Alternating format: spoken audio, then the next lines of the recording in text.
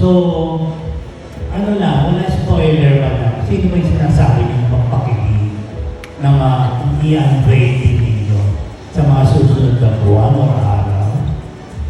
Can we know konting clue? Yung inyong... Ay, hindi talaga kami pwede pong mag-spoil eh.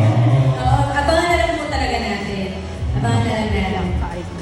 Ano? Yes, ba si Bianca Rivera? Diretso na tayo, madam. Hindi na kami ine-echo-echo. Sorry, ano po yung question? Guess ba si Bianca? Guess. Diba? We will see po. Ayan. So, ayun na lang The po. possibilities are limitless.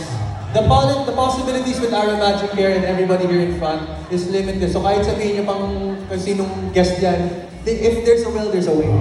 Yan na. Kaya, mga namin yun na. Dustin, bibigyan mo ba si Bianca nito?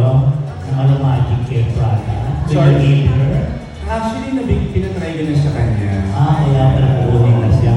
Kasi lagi rin siyang pagod from work. So sabi ko, wait, try mo to kasi mahilig si Bianca sa mga cooling effect. So matry ka na. How's your career now? Ano naman ang career mo? How do you feel? Nasa shake ka, di ba? Yes. Nasa God is so bad ka. How do you feel? Hindi lang si Will ng dalawang movies, hindi ka rin. How do I feel? Of course, super grateful talaga. Super wow. I mean, never naman ito nangyari sa career ko before. So, ang dami pumapasok na blessings. Okay, very good. Na sobrang grateful ko lang. Pero at the same time, alam mo dito, lagi ko nire-remind sa sarili ko na maging grounded.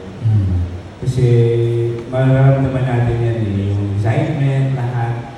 Pero ako hindi ko kinakalimutan na kung saan ako nanggaling. So ngayon na maraming blessings, of course. Ito na rin yung opportunity na ibigay ko yung best ko.